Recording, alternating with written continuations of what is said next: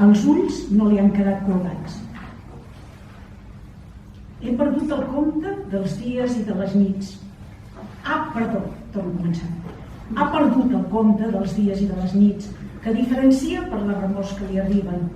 La penombra és sempre la mateixa. Rere el cap hi té alguna cosa dura, una mica rugosa. Ella pensa que és el tronc d'un castanyer vell.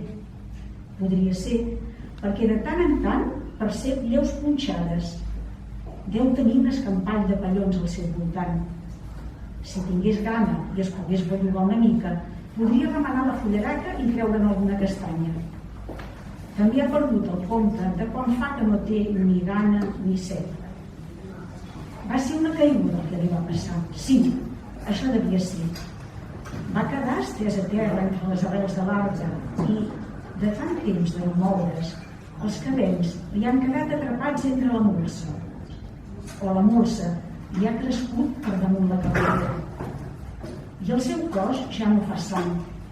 És la saba de l'arbre que li corre per les venes. Si algú tallés l'arbre, ella moriria.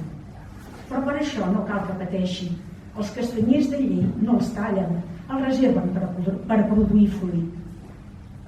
Que ja és estrany que ningú l'hagi trobada, amb la de gent que tresca pels boscos a caçar castanyes i bolets. Això és el que ella feia quan va caure. Un ciureny gros com el puny que no va arribar a collir perquè va caure enrere. Es va entrebancar amb una arrel.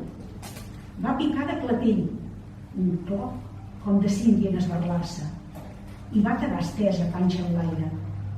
No sap si va anar d'aquesta manera, però s'ho imagina.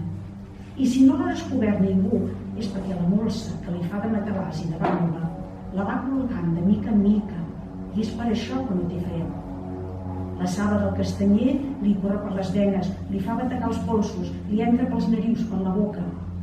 Ja no li cal respirar ni menjar. Els ulls no li han quedat colgats. De tant en tant, amb molt d'esforç, n'obre un. Però el malson de vaques blanques, llumetes i bip-bips encara és.